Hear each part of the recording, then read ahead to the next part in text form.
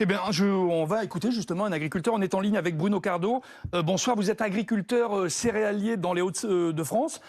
Ces produits qui sont à nouveau autorisés grâce à la loi Duplomb sont absolument nécessaires. Donc pour vous, pour votre travail au quotidien, il vous faut ces produits pour produire. Ouais, j'aurais bien aimé qu'on parle ce soir d'une pétition pour interdire le tabac, ça aurait été beaucoup plus logique. Alors donc parlons de l'acétamipride. Je vois que Madame Rousseau a beaucoup de mal à trouver ses mots sur ce sujet-là, étant donné qu'elle est députée de Paris et elle ne connaît pas donc l'agriculture française, mais pas Elle du vous tout. écoute en tout cas, monsieur. Ah bah c'est très bien si elle m'écoute. Là-dessus, concrètement, Madame Pannier-Runacher, vous en avez parlé, elle nous a donné des dérogations supplémentaires sur des insecticides. Ça va pas vous parler, mais ça s'appelle le Movento. Cette année, j'ai utilisé ces insecticides en aspersion avec le méchant pulvérisateur 2 fois, plus un premier TPK 3 fois. Bingo, il y a de la jaunisse dans mes champs. Il y a de la jaunisse cette année dans mes champs de betteraves sucrières. Voilà. C'est-à-dire que vos produits sont malades, c'est ça?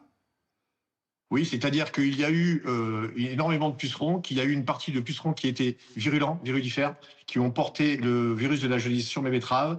Et de une betterave, on passe à 10, 20, 30 betteraves et c'est en train de s'agrandir. Le scénario cauchemar de 2020 où j'ai perdu 45% de ma production est en train de se reproduire. Je vous rappelle que la rentabilité n'est pas un gros mot.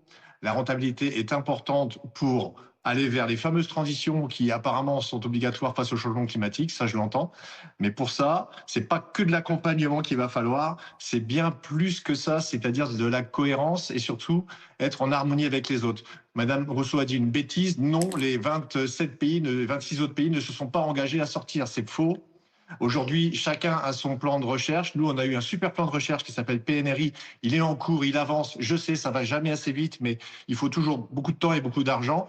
On aura des alternatives. C'est pour ça que 3 ans avec un super cadre de cette loi, ça me paraît raisonnable.